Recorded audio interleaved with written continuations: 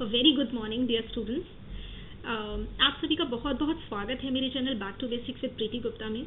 Dear student, I received a suggestion from one of you that I should better conduct my sessions on PowerPoint and I should write the antonyms and synonyms beforehand so that the time is not wasted away.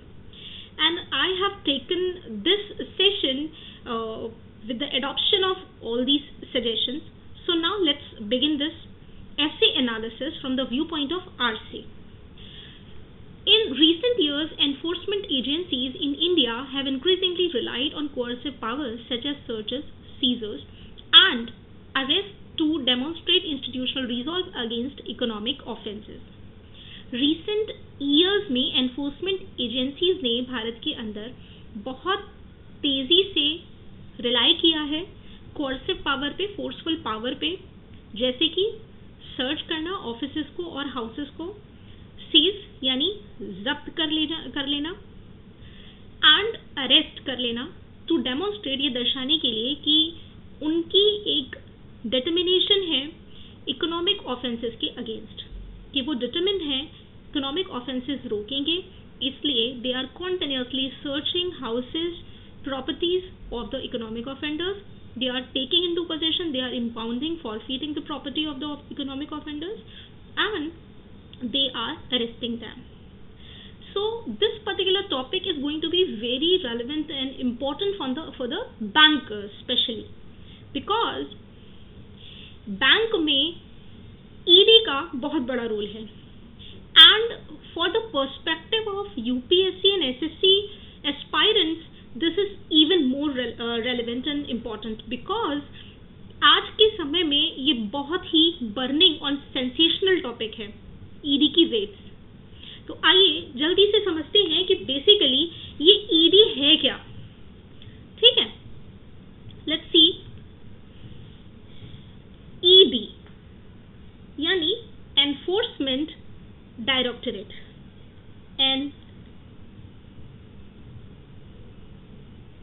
Enforcement directorate. Enforcement directorate दो तरीके से हमारे country में economic loss को implement करती है. पहला तो PMLA के तहत और दूसरा FEMA, फेमा के तहत.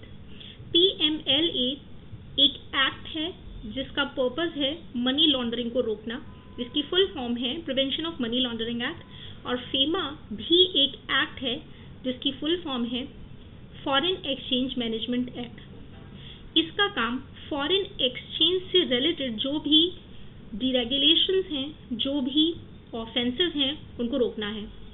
सो primarily enforcement directorate economic loss को एनफोर्स करने का काम हमारे कंट्री में करती है. ठीक है, मनी लॉन्ड्रिंग का क्या मतलब होता है? मनी लॉन्ड्रिंग इज प्राइमरीली एक ऐसा ऑफेंस है जिसके तहत इलीगल अनलॉफुल तरीके से पैसे को इकट्ठा किया जाता है या ऑब्टेन किया जाता है. देन उसकी बहुत कॉम्प्लेक्स लेयरिंग होती है. लेयरिंग का मतलब है ए से बी को पैसा भेजा गया, बी से सी को, सी से डी को, डी से ई को, and so many times the money will be transacted that the original source and beneficiary of the money will never be able to be located. कहने का मतलब ये है कि ईडी के लिए बहुत मुश्किल हो जाता है ये ढूंढ पाना कि एक्चुअली पैसा कहाँ से आया था और फाइनली किसके पास पहुंचा है. कॉम्प्लेक्स लेयरिंग करने के बाद इस पैसे को गलत मकसद के लिए इस्तेमाल किया जाता है. कंट्री की यूनिटी, स्टेबिलिटी, सिक्योरिटी को थ्रेटन करने के लिए, इकोनॉमिक इंस्टेबिलिटी के लिए, और कई बार टेररिस्ट एक्टिविटीज को फंड करने के लिए, स्पॉन्सर करने के लिए भी इस पैसे का इस्तेमाल किया जाता है. So it becomes all the more important that ED works sufficiently in a country. So ये ऑथर ने बता दिया है कि पिछले कुछ सालों में एनफोर्समेंट एजेंसी ने हमारे देश में बहुत ज़्यादा भरोसा किया है कोर्सिव पावर, फोर्सफुल एक्शंस के ऊपर, जब वो उसने सर्चेस की हैं, सीजर किए हैं, अरेस्ट किए हैं. लोगों के जो कि इकोनॉमिक ऑफेंडर्स थे, ये दर्शाने के लिए कि वो इस काम के लिए प्रतिबद्ध है, रिजॉल्व है और डिटरमिन्ड है. Next, while the stated objective is to uphold the rule of law, the deter wrongdoing, the growing frequency and political timing of such actions have triggered a broader debate on the balance between accountability and arbitrariness. अब ये कह रहे हैं कि हालांकि सही है, जबकि ये जो स्टेटेड गोल बताया गया है to uphold the rule of law, कि इकोनॉमिक या एनफोर्समेंट डायरेक्टरेट का काम है लॉ को मेंटेन करना, एनफोर्स करना, स्ट्रांगली सपोर्ट करना और एनकरेज करना. अपहोल्ड का मतलब एनकरेज करना, सपोर्ट करना ही होता है, प्रमोट करना ही होता है. और रॉन्ग डूइंग्स यानी गलत काम को करने से रोकना है. डिटर करना मीन्स टू प्रिवेंट करना है. The growing frequency and political timing of such actions, लेकिन इसके लगातार बढ़ते एक्शंस और उसकी जो टाइमिंग है, पॉलिटिकल टाइमिंग है. यहाँ पॉलिटिकल टाइमिंग का मतलब फ्रेंड्स, टाइमिंग जब इलेक्शंस होने वाले हैं उससे है. ठीक है, तो इसकी लगातार जो रेड्स और सर्चेस हो रही हैं और जिस समय पर हो रही हैं, इन एक्शंस ने एक बहुत बड़े लेवल पर डिबेट को ट्रिगर कर दिया है, इन्वोक कर दिया है और प्रोवोक कर दिया है. और ये डिबेट किस मुद्दे पर है? Balance between accountability and arbitrariness. कि ईडी की अकाउंटेबिलिटी क्या है, जनता को जवाबदेही क्या है, आंसरेबिलिटी टू द पब्लिक क्या है, और आर्बिट्रेरीनेस मतलब विदाउट एनी लॉजिक और rational it is doing these searches, seizures and arrest. ठीक है, आर्बिट्रेरीनेस का मतलब होता है एट रैंडम, रेशनल के बिना, बिना कुछ सोचे समझे किसी को भी जाकर आप सीज कर रहे हो या अरेस्ट कर रहे हो. ठीक है, तो डिबेट किस चीज को लेके है? डिबेट इस चीज को लेके है कि ईडी की कुछ आंसरेबिलिटी है और ईडी क्या कर रही है, अपने एक्शन को आर्बिट्रेरी अप्लाई कर रही है. ठीक है, critics argue that excessive dependence on enforcement actions risks undermining civil liberties and eroding public trust in institutions meant to function. critics का ये कहना है, उन्होंने आर्ग्यू किया है कि जब बहुत ज़्यादा डिपेंडेंस बढ़ जाती है एनफोर्समेंट एक्शंस पे, तो उससे सिविल लिबर्टीज यानी जनता का फ्रीडम अंडरमाइन होता है. So what is the meaning of undermine? Reduce, decline, deteriorate. ठीक है, डिटेरियोरेट. सो जब बहुत ज़्यादा डिपेंडेबिलिटी या बहुत ज़्यादा डिपेंडेंस एनफोर्समेंट एक्शंस पे बढ़ जाती है, एप्लीकेशन पे, इम्प्लीमेंटेशन पे बढ़ जाती है, तो उससे जनता की फ्रीडम अंडरमाइन होती है, रिड्यूस होती है, और इससे जनता का जो विश्वास है इन इंस्टीट्यूशन में वो भी धीमे धीमे घटता है, कम होता है. Which are these institutions are meant to function autonomously. और इन इंस्टीट्यूशन का क्या अर्थ है कि ये ऑटोनोमसली काम करेंगे, independently, without any political interference और सबऑर्डिनेशन काम करेंगे. So you can see in this picture that this robo is driving this car. So ये क्या हो गया? ऑटोनॉमस हो गया. ऑटोनॉमस का मतलब क्या होता है? Independently, without human intervention. ठीक है, तो ऑथर ने यहाँ क्लियर कर दिया है कि ईडी का काम इंडिपेंडेंटली अपने एनफोर्समेंट करना है. ईडी का अर्थ independently, without any political intervention और सबऑर्डिनेशन अपने एनफोर्समेंट एक्शंस को करना है. A central concern is the perception of selective application. लेकिन क्या हो रहा है कि एक बहुत गंभीर चिंता है इस विषय में, जो कि लगभग सभी की है. सेंट्रल यानी जो मुख्य केंद्र है वो क्या है कि लोगों का ऐसा मानना है कि ईडी बहुत सिलेक्टिव एप्लीकेशन कर रही है, एनफोर्समेंट के लिए बहुत सिलेक्टिव एप्लीकेशन कर रही है, कुछ खास चुनिंदा लोगों के ऊपर ही एनफोर्समेंट लॉज को अप्लाई कर रही है. When enforcement measures disproportionately target opposition ruled states, जब एनफोर्समेंट के तरीके डिस्प्रपोर्शनेटली मतलब असमान रूप से टारगेट करते हैं ऑपोजिशन द्वारा रूल किए गए स्टेट्स को या फिर केंद्र में जो सरकार है उसके दुश्मनों के लिए या दुश्मनों को, तो क्वेश्चंस अराइज, तो सवाल खड़े होते हैं नॉट मेयरली अबाउट लीगैलिटी, सिर्फ लॉ से रिलेटेड ही नहीं बल्कि उनकी कंफॉर्मिटी से रिलेटेड भी. मतलब कि क्या ये कानून सही थे, इससे रिलेटेड भी क्वेश्चंस अराइज होते हैं. और इससे रिलेटेड भी कि क्या उन्हें सही तरीके से अप्लाई किया गया। लेजिटिमेसी मीन्स वैलिडिटी, सैंक्टिटी, ठीक है।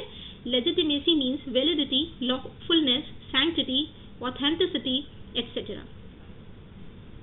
तो यहाँ पर ऑथर का क्लियर कट कहना है कि अगर आप गलत तरीके से एनफोर्समेंट लॉज को अप्लाई करते हैं तो सवाल सिर्फ कानून का नहीं बल्कि कानून के एप्लीकेशन, कानून से कंफर्म किया गया कि नहीं, ये भी खड़े हो जाते हैं।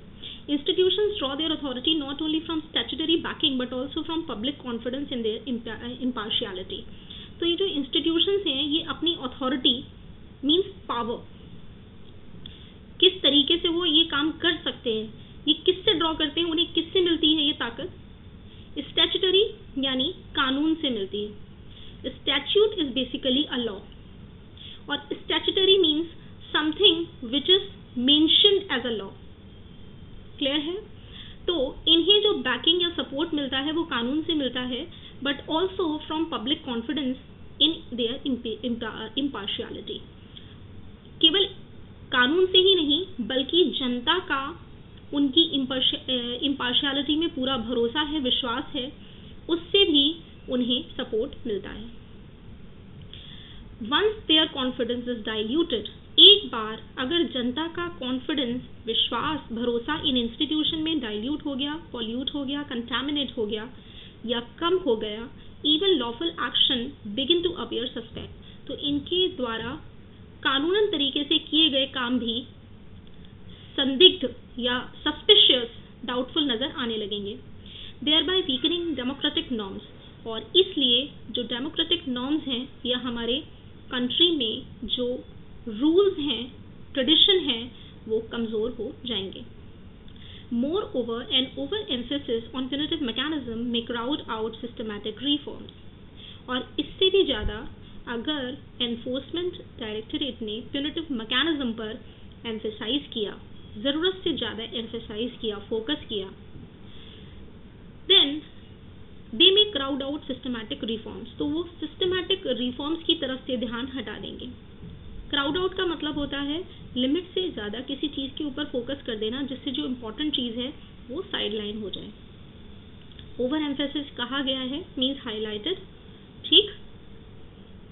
So, economic offenses often thrive in environments marked by regulatory opacity, weak compliance frameworks and procedural complexity. जो इकोनॉमिक ऑफेंसेस होते हैं वो अक्सर थ्राइव करते हैं, नरिश करते हैं, लाइफ जिंदा रहते हैं एक ऐसे एनवायरनमेंट में जहाँ पर रेगुलेटरी यानी लॉ में ओपेसिटी होती है, ट्रांसपेरेंसी नहीं होती है, पारदर्शिता नहीं होती है, क्लैरिटी नहीं होती है। वीक कंप्लायंस का फ्रेमवर्क होता है, और फ्रेमवर्क जहाँ पर किस तरीके से आपको लॉ से कंप्लाई करना है, अग्री करना है, अडियर करना है, वो फ्रेमवर्क बहुत वीक होता है, या जहाँ पर उन लॉज को किस तरीके से फॉलो करना है, उन प्रोसीजर्स में कॉम्प्लेक्सिटी होती है। Those laws are not very simple to be understood. Those procedures are not very simple to be understood. So you got it right? Here the author means to say कि economic offences तभी पैदा होते हैं जब कानूनों में पारदर्शिता नहीं होती, कंप्लायंस का फ्रेमवर्क बहुत कमज़ोर होता है और प्रोसीजर में बहुत कॉम्प्लेक्सिटी होती है तभी, ठीक है। So you might be noting these are the takeaway कि ऑटोनोमसली का मीनिंग मैंने आप वैसे दो I am trying to give the antonyms and synonyms at the time of explaining the main content, but you can write them now and even later, right?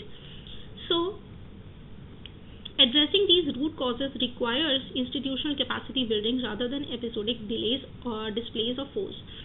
So author कह रहे हैं कि अगर आपको जड़ में जो कारण हैं उनको एड्रेस करना है, उनको टारगेट करना है, दूर करना है, तो उसके लिए इंस्टीट्यूशनल कैपेसिटी बिल्डिंग की ज़रूरत है, ना कि एपिसोडिक। मीन्स एपिसोडिक का मतलब होता है occasional, at certain points of time उन पर फोर्स दिखाने की ज़रूरत नहीं है, बल्कि कैपेसिटी बिल्डिंग करने की ज़रूरत है, इंस्टीट्यूशन को अपने अंदर से मजबूत बनाने की ज़रूरत है।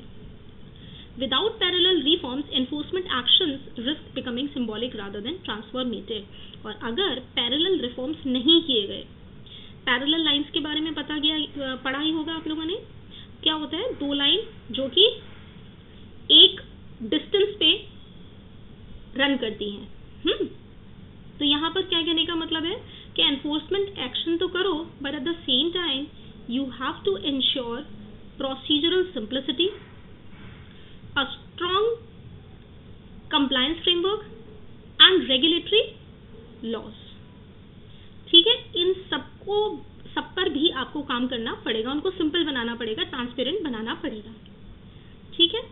सो अदरवाइज क्या होगा, अगर पैरेलल रिफॉर्म्स नहीं किए गए तो ये एनफोर्समेंट एक्शन नाम के लिए ही रह जाएंगे, सिंबॉलिक ही रह जाएंगे, और इनसे कोई भी ट्रांसफॉर्मेशन, परिवर्तन इकोनॉमिक ऑफेंसेस में नहीं होगा. दैट सेड, ऐसा कह के the solution does not lie in curbing enforcement agencies all together. जो हल है वो इसमें नहीं है कि हम फाइनेंशियल एजेंसीज को पूरी तरह से काम करने से रोक दें. Curbing enforcement agencies all together, कि हम एनफोर्समेंट एजेंसीज को अपना काम करने से रोक दें, इसमें हल नहीं है, या इस समस्या का ये हल नहीं है. Financial crimes inflict significant damage on economic stability and public welfare. जो फाइनेंशियल क्राइम्स होते हैं उससे इकोनॉमिक स्टेबिलिटी को बहुत नुकसान होता है और पब्लिक वेलफेयर को भी. इसलिए नेसेसिटेटिंग रोबस्ट इन्वेस्टिगेटिव पावर्स, इसलिए ज़रूरत हो जाती है कि जो इन्वेस्टिगेटिव पावर्स हैं वो बहुत मजबूत हो जाएं, स्ट्रॉन्ग हो जाएं. However, such powers must be exercised with transparency. हालांकि इन पावर्स को ट्रांसपेरेंसी के साथ, क्लैरिटी के साथ एक्सरसाइज किया जाना चाहिए. प्रोसीजरल फेयरनेस, यानी प्रोसीजर में बहुत फेयरनेस हो, बहुत जस्ट हो, इंटीग्रिटी उनमें मेंटेन हो, किसी के भी साथ बायस या सिलेक्टिव एप्लीकेशन ना दिखे. एंड फ्रॉम पॉलिटिकल इन्फ्लुएंस, यहाँ पर and away from political influence है. सो किसी भी पॉलिटिकल पार्टी से इन्फ्लुएंस या सबऑर्डिनेटेड वोट ना लगे. ठीक है. तो यहाँ पर क्या कहने का मतलब है, सच पावर्स, इस तरीके की पावर्स को बहुत ट्रांसपेरेंसी के साथ, प्रोसीजरल फेयरनेस के साथ और पॉलिटिकल इन्फ्लुएंस से दूर अप्लाई किया जाना चाहिए. Judicial oversight and clearly articulated operational guidelines can serve as safeguards against excesses. ये कह रहे हैं कि अगर जुडिशियल मॉनिटरिंग की जाए एनफोर्समेंट एक्शंस की, और जो इसकी ऑपरेशनल गाइडलाइंस हैं वो अगर क्लियर हो, विदाउट एनी एम्बिग्विटी हो, तो वो एक्सेसेस के अगेंस्ट एनफोर्समेंट डायरेक्टरेट जो फोर्स का एक्सेसिव प्रदर्शन कर रही है, एक्सट्रीम प्रदर्शन कर रही है, उससे बचा जा सकता है. Right. Ultimately, the credibility of enforcement institutions hinges on their ability to act firmly yet fairly. क्योंकि अंत में तो जो enforcement institution की विश्वसनीयता है वो हिंज करती है, यानी डिपेंड करती है, बेस्ड है उनकी एबिलिटी पर कि वो कितना फर्मली, कितना मजबूती के साथ लेकिन फेयरली एक्ट कर पाती हैं. फेयरली, यू अंडरस्टैंड ना, without any bias, without any discrimination. In a constitutional democracy, the pursuit of accountability must be tempered by respect for due process. एक constitutional democracy में accountability को चेज करना, pursue करना, उसमें ज़रूरी है कि सावधानी बरती जाए. आप ड्यू प्रोसेस को सम्मान देंगे. सावधानी बरतना, क्या सावधानी बरतनी है कि आप उससे रिलेटेड जो प्रोसेस है उसमें भी उसको भी पूरी रेस्पेक्ट देंगे. So tampered by the mobile glasses और the screen of the mobile is tampered. Yes. So सुरक्षित रखने के लिए काम किया है, मोबाइल पे स्क्रीन लगाई है, सेफगार्ड किया है इसको. तो टैम्पर्ड का मतलब समझ में आ गया होगा. टैम्पर्ड ग्लास क्या काम करता है, सेफगार्ड करने का काम करता है स्क्रीन को. Right. Failure to strike this balance could convert instruments of justice into sources of contention, thereby defeating the very purpose they are meant to serve. अगर इस बैलेंस को बनाए रखने में असफलता मिलती है तो जो ये जस्टिस के सोर्सेस जो हैं, या जो इंस्ट्रूमेंट ऑफ जस्टिस यानी ईडी और इनकम टैक्स डिपार्टमेंट वगैरह हैं, वो कंटेंशन यानी झगड़े की जड़ या डिस्प्यूट का कारण बन जाएंगे। बोन ऑफ कंटेंशन सुना होगा ना, तो उसी तरीके से यहाँ पे सोर्सेस ऑफ कंटेंशन है, तो मतलब these will become the causes of contention, disputes and debates, ठीक है। और thereby defeating the very purpose they are meant to serve, और जिस पर्पस के लिए उनको बनाया गया था वो पर्पस ही अपने आप में असफल हो जाएंगे। So what was the basic purpose for ED will be defeated. This is what the author means to say. The author means to say that the ED must not focus too much on punitive measures, on enforcing the laws. Rather, it should focus more on capacity building. How? By making the laws transparent and fair, by strengthening its compliance network, and by making the laws very simple and understandable to the public. ठीक है, this was the basic gist or summary of the passage. So now let's understand the questions. Which of the following best captures the central argument of the passage? इनमें से कौन सा passage के central argument को सबसे सही तरीके से बताता है? A. Enforcement agencies should be given unrestricted powers to combat economic offences. इस चीज को ऑथर ने क्रिटिसाइज किया है, तो ये बेस्ट कैप्चर नहीं कर सकता। B. Enforcement actions are ineffective without political backing, यहाँ इसको भी क्रिटिसाइज किया है कि सिलेक्टिव एप्लीकेशन नहीं होना चाहिए, पॉलिटिकल एडवर्सरीज के लिए रूलिंग गवर्नमेंट उनको यूज ना कर सकती हो, और ना ही ईडी पॉलिटिकल या किसी पॉलिटिकल पार्टी का सबऑर्डिनेट हो, तो ये भी गलत है। The effectiveness of enforcement agencies depends on balancing power with fairness. तो ये कह रहे हैं कि जो एनफोर्समेंट एजेंसी की इफेक्टिवनेस है कि वो कितनी असरदायक होंगी, ये डिपेंड करता है कितने अच्छे तरीके से अपनी पावर को फेयरनेस के साथ बैलेंस कर पाती है। So this is the right answer, this is being talked about, right? C is the answer. The author's attitude towards the increasing use of coercive powers by enforcement agencies can best be described as, author का जो enforcement agencies द्वारा बहुत ज़्यादा coercive या forceful power को use किया जाना है फोर्सिबली, उसको ऑथर के एटीट्यूड को कैसे डिस्क्राइब करता है, या कौन सा पॉइंट सबसे अच्छे तरीके से डिस्क्राइब करता है कि ऑथर का एटीट्यूड क्या है? तो ऑथर का एटीट्यूड स्ट्रांगली क्रिटिकल है, स्ट्रांगली क्रिटिकल नहीं है। आप एक पॉइंट देखिएगा जहाँ वो ये बोल रहे हैं कि इस बात को कहने का मतलब ये नहीं है कि इन्फोर्समेंट डायरेक्टरेट की सारी पावर्स को कर्व कर दिया जाए ऑल टुगेदर, ठीक तो नहीं है। बी कॉशियसली स्केप्टिकल है, कॉशियसली मतलब सावधानी के साथ, स्केप्टिकल मतलब सस्पिशियस है। He has shown his suspicion, he has clearly said that there is a selective application, there is a general perception that there is a selective application of enforcement by these agencies, ठीक है। सो caution भी है, caution क्या दिया है उसने, चेतावनी क्या दी है कि अगर इन्हें फेयरनेस के साथ नहीं लगाया गया, अगर बैलेंस मेंटेन नहीं किया गया पावर में और फेयरनेस में, तो जिस पर्पस के साथ इन एजेंसीज को लगाया गया है या बनाया गया है वो पर्पस ही डिफीट हो जाएंगे, ठीक है। तो कॉशन भी हो गया और स्केप्टिकल भी हो गया, करेक्ट है। 3. According to the passage, which factor most undermines the legitimacy of enforcement agencies? इनमें से कौन सा पॉइंट एनफोर्समेंट एजेंसी की लेजिटिमेसी को चैलेंज कर रहा है? तो देखते हैं कौन सा पॉइंट कर रहा है ये, देखिए, लैक ऑफ स्टैट्यूटरी अथॉरिटी, कि उनके पास स्टैट्यूटरी मतलब कानून के से कोई ताकत उनको नहीं मिली हुई है, ये अंडरमाइन कर रहा है। तो क्लियरली बताया हुआ है कि स्टैट्यूटरी बैकिंग है उनके पास, ठीक है। दी इनसफिशिएंट इन्वेस्टिगेटिव पावर है, उनके पास पावर इनसफिशिएंट है। अगर इनसफिशिएंट है तो वो सीज कैसे कर रहे हैं प्रॉपर्टीज को, लोगों को अरेस्ट कैसे कर रहे हैं? सो this is also wrong. 3. Perception of selective application, selective application है उनकी ताकतों का, उनकी पावर का, इसी वजह से उनकी लेजिटिमेसी को लोग क्वेश्चन कर रहे हैं, अंडरमाइन कर रहे हैं, ठीक है। सिलेक्टिव एप्लीकेशन है उनकी पावर का,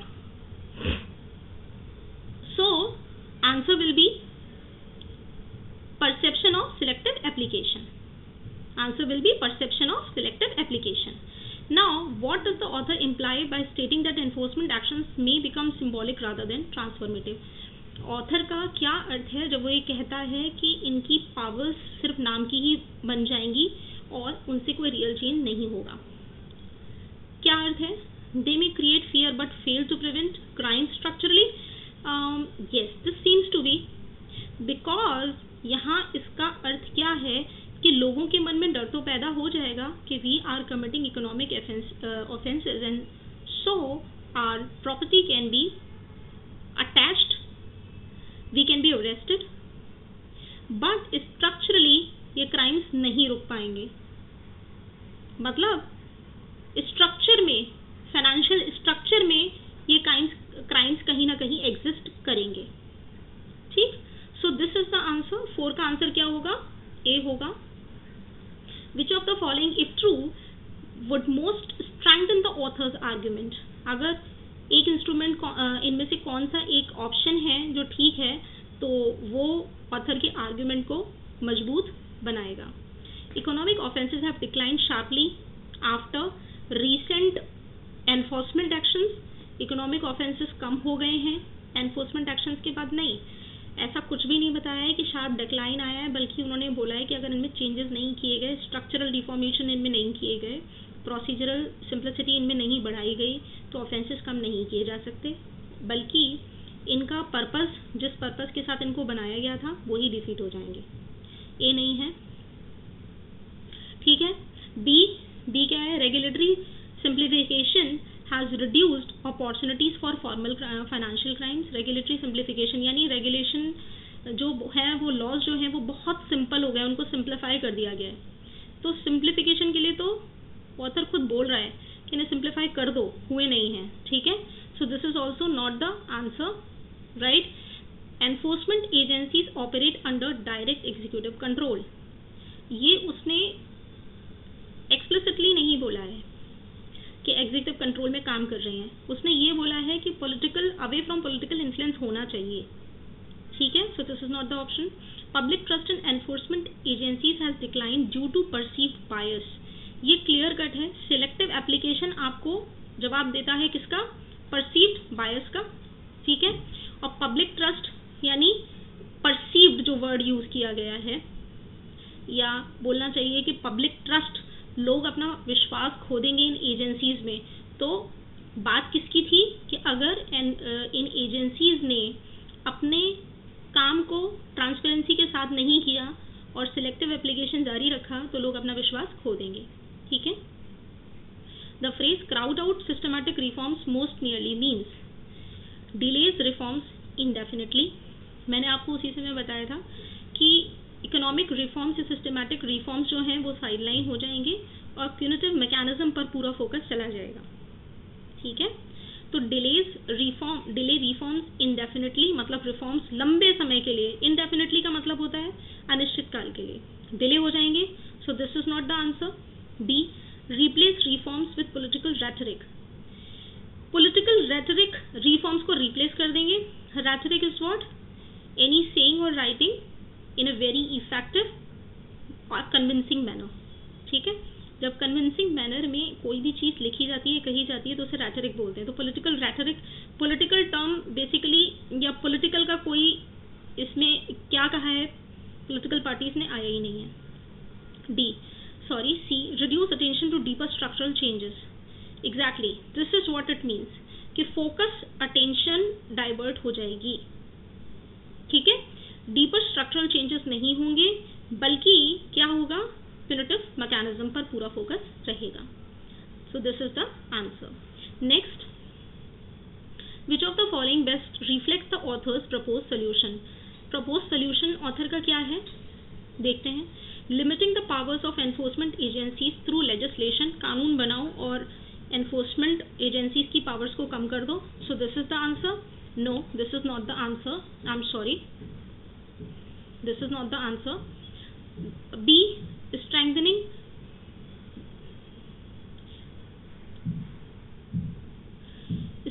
enforcement agencies while ensuring transparency and oversight. enforcement agencies को ताकतवर बनाओ और साथ ही साथ उनको ट्रांसपेरेंसी और ओवरसाइट भी उनकी होनी चाहिए, वो ट्रांसपेरेंसी मेंटेन करें और जुडिशियल ओवरसाइट हो, मॉनिटरिंग हो.